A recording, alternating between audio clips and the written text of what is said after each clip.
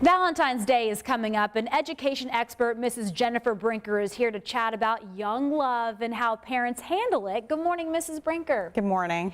And what would you tell parents who are caught by surprise when their elementary, junior high school age child comes home and says, I have a boyfriend or a girlfriend?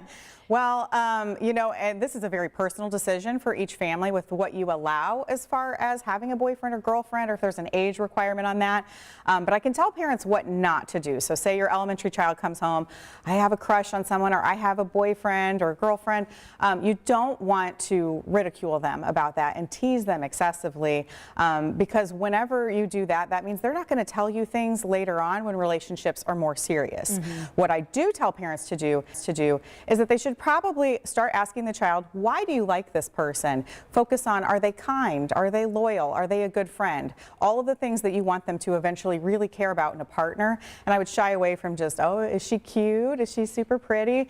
Because that will focus your child on those more superficial things that are important in a relationship, but it's not what you want your child's main focus to be. And how early would you say children do come home and say, I have a crush? When should we expect this? I mean, it can be at any age. And I mean, even think back to probably when you were a little girl. I'm sure you probably had a crush early on. So that can happen kindergarten, first grade. Some kids won't talk about that until more like middle school age, but it's just good to keep them talking. Yeah.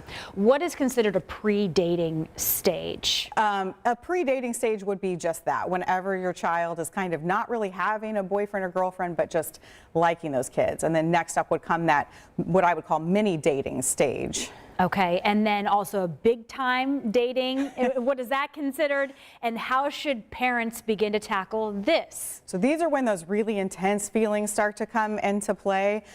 So again, for some kids it could be later on in middle school, hopefully not until high school, but you need to be having a lot of conversations. And kids, I work in a middle school, those kids are constantly slammed in the media with images and examples of these relationships. So then it's really important to talk about safe dating. What does a healthy relationship look like? Hopefully you've had healthy relationships for them to be able to observe throughout time, but talk about what that looks like. And as uncomfortable as it can be, you have to have those conversations about boundaries with intimacy with them.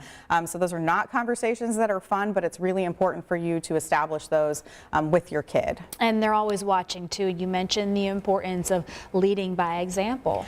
Absolutely. And I also would encourage parents to remember that the relationship that you have with your child and how you talk to your child and love your child, that sets up how they're going to be in future relationships. So you need to watch how you talk to your kid, because is that how you would feel comfortable with their spouse talking to them someday?